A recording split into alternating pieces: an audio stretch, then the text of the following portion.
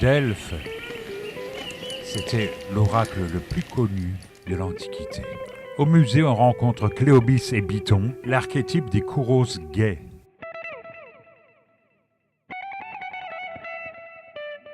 Il y a également Antinous, qui était le mignon d'Adrien. Et bien sûr, l'Aurige de Delphes, qui conduisait, lui, un bolide tiré par 4 chevaux.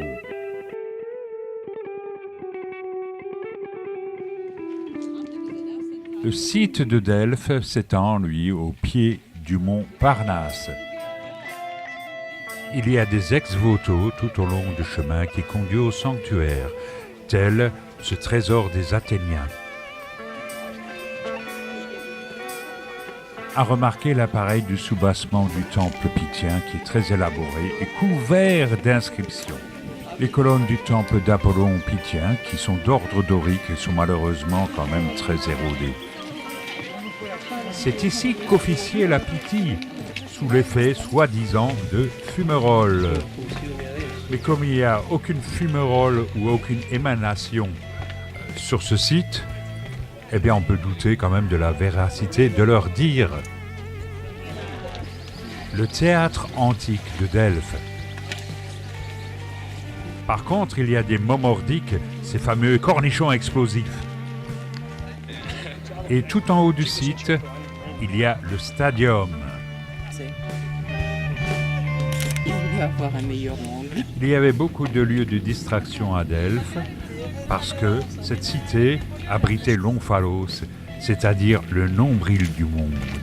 Elle était de ce fait le centre de la Grèce antique du 6e au 4e siècle avant Jésus-Christ. Les anneaux olympiques que l'on voit ici sont des faux, ils ont été gravés pour un documentaire nazi.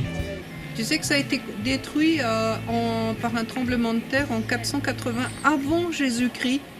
Donc ça fait un moment que c'est par terre. Hein. Nous admirons ici le Tholos, ou enfin ce qu'il en reste. C'était un temple circulaire d'ordre dorique.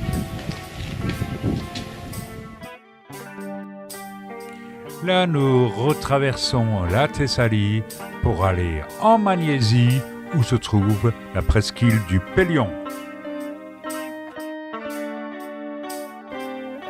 Après être passé à Volos, nous arrivons à la ville de Portaria. Des routes pentues, sinueuses, idéales pour une course de côte. Nous nous arrêtons donc dans un petit hôtel tricentenaire. Le chat. T'as fait une bêtise.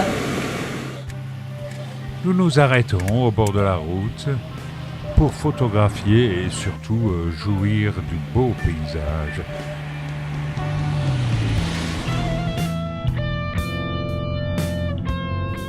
Et c'est un peu à regret que nous quittons la presqu'île du Pélion.